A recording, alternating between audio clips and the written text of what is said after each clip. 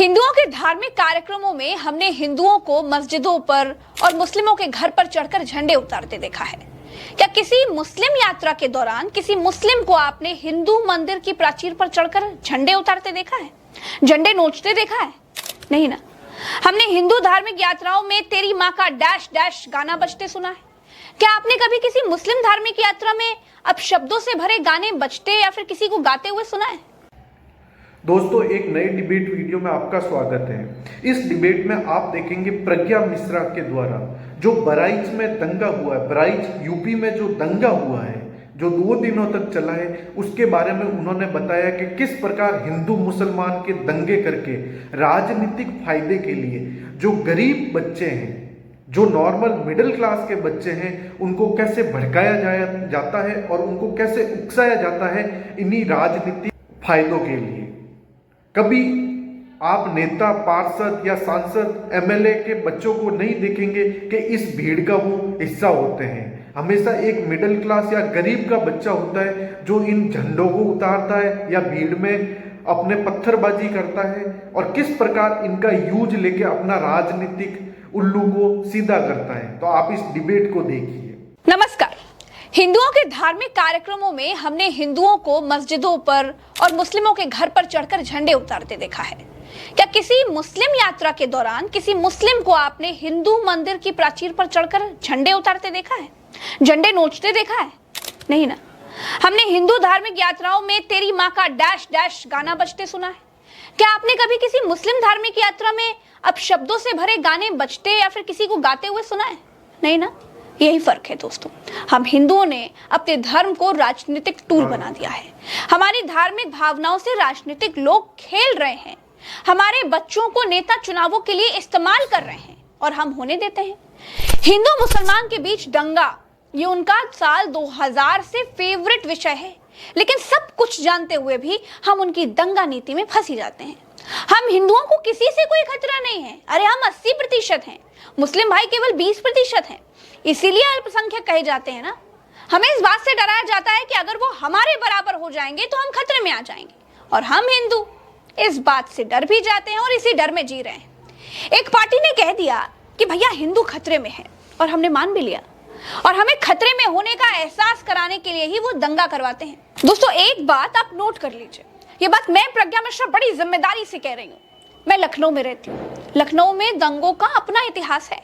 दंगे कभी होते नहीं हैं, दंगे करवाए जाते हैं, और दंगे रणनीति बनाकर कराए जाते हैं। क्या आपने कभी सोचा है कि क्यों हमेशा गोपाल मिश्रा जैसे गरीब घर के बच्चे ही धार्मिक यात्राओं में बवाल में मारे जाते हैं? क्यों किसी विधायक, सांसद, पार्षद या फिर किसी प्रधान का बेटा किसी मस्जिद पर चढ़कर झंडा उतारने के लिए नहीं होता? क्यों सांसद का बेटा किसी मुसलमान की छत पर झंडे उतारने के लिए नहीं चढ़ता? नहीं सोचा है तो सोचिए। भाजपा सरकार में ऊपर से लेकर नीचे तक धार्मिक आधार पर बंटवारे की लकीरें खींच दी गई हैं। पूरे भाजपाई कुएं में हिंदू मुसलमान की भांग पड़ी है, और आज मैं ये साबित कर दूंगी। आप सबसे पहले सबसे निचले पायदान पर खड़ी पुलिस को देखिए, सुनिए जरा, क्योंकि पुलिस वही बोलती है, वही कहती है, वही करती है जो उसे आदेश दिया जाता है। पुलिस के लिए एक जिले में रहने वाले लोग जनता ही होने चाहिए। भाजपा सरकार में पुलिस लोगों को मोहल्ले और उनके नाम से नहीं पहचान रही है, धर्म से पहचान रही है। पुलिस ने भी समाज को हिंदू इलाके और मुस्लिम इलाकों में बांट दिया है। महसी के महाराजगंज क्षेत्र में आज जब एक जुलूस एक मुस्लिम क्षेत्र में से एक मस्जिद के पास से निकल रहा था, वहाँ पे दोनों पक्षों के बीच में कुछ विषय को लेकर तकरार हुई, जिसमें दोनों पक्ष आमने सामने हुए। उसमें आपस में कुछ लोग उत्पात मचाने लगे, जिस घटनाक्रम में एक व्यक्ति को हिंदू पक्ष की तरफ से गोली लगी और बाद में उसकी मृत्यु हो गई। अब इन पुलिस से काम करवाने वाले भारतीय जनता पार्टी के विधायक की भाषा देखिए, और हिंदू मुसलमान करने का स्तर भी समझने की कोशिश करिए। ये भाजपा के विधायक शलभ मणि त्रिपाठी जी हैं। ये मेरे सीनियर पत्रकार हैं, अब भाजपा के विधायक हैं। इन्होंने मोहल्ले वाले हिंदू मुसलमान से ऊपर उठकर बहराइच के पत्रकारों को ही हिंदू और मुसलमानों में बांट दिया। एक सूची दिखाई, उसमें मुस्लिम पत्रकारों के नाम दिखाए और कहा कि इसीलिए सच बाहर नहीं आ पा रहा है। अब इनके ऊपर इनके बॉस योगी आदित्यनाथ के पास चलते हैं। ऊपर से लेकर नीचे तक सबकी भाषा एक जैसी सुनाई देगी। सबकी आवाजों में आपको हिंदू मुसलमान का नाद सुनाई देगा। योगी आदित्यनाथ कहते हैं कि बटोगे तो कटोगे, एक रहोगे तो नेक रहोगे। यह इशारा किसकी तरफ है?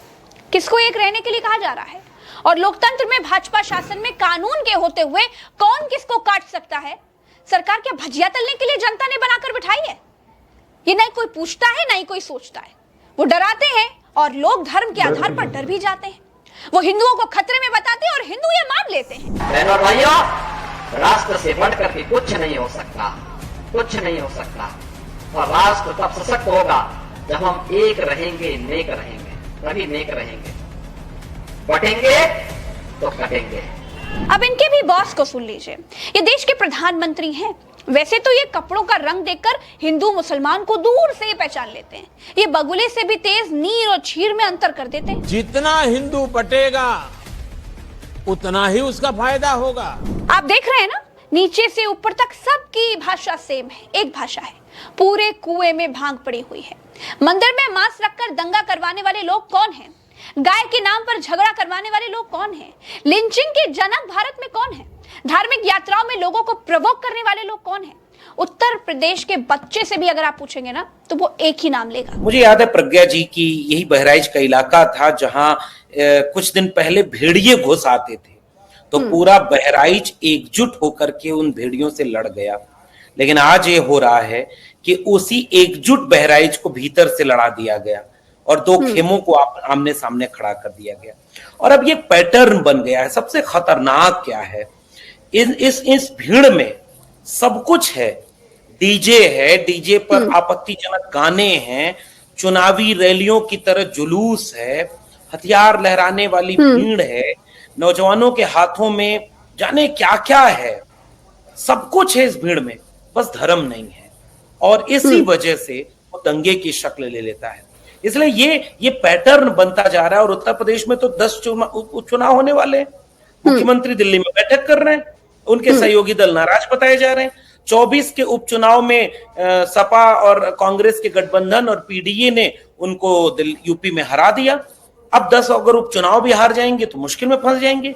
जनता ऑलरेडी उनसे नाराज है, महंगाई पर जवाब दे नहीं पा रहे, बेरोजगारी कुछ मिटा नहीं पा रहे, शिक्षा बर्बाद कर दी। इसलिए ये जो भीड़ बहराइच में दिखी वो बेरोजगारों की भीड़ थी, वो अशिक्षित लोगों की भीड़ थी, जिन्हें किसी ने समझाया कि हरे रंग का झंडा अगर दिखे तो उनके घर पर चढ़कर उसे फेंक देना, गालियां देना, उत्तेजक भीड़ में नारे लगाना और फिर ये कह देना कि पथराव हो गया। ये सब कुछ सियासत के तौर पे हो रहा है। इसके अलावा ऐसा कुछ भी नहीं है। जो मोहल्ला एक समय शांति से रहा हो, वो मोहल्ला किसी एक धर्म के जुलूस में अचानक आग में चला जाएगा। वो यूं ही नहीं होता अगर उसमें सियासत ना होती।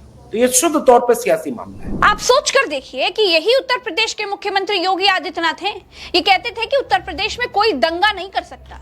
यही अमित शाह थे, ये कहते थे कि उत्तर प्रदेश में दूरबीन लेकर के भी कोई गुंडा दिखाई नहीं देता। तो फिर बहराइच का दंगा कैसे हो गया? क्या चुनाव से पहले दंगा होने दिया गया? दंगा सिर्फ एक दिन नहीं हुआ है, 2 दिन तक हुआ है। दूसरे दिन तो पुलिस शव यात्रा में साथ साथ चल रही थी, फिर भी दुकानें, शोरूम, अस्पताल फूंक दिए गए। फिर कहती हूं दोस्तों, होशियार रहिए। सियासत के लिए नेता एक नहीं अनेक गोपाल मिश्राओं को टूल बनाकर कुर्बान कर सकती है। इस वीडियो में इतना ही।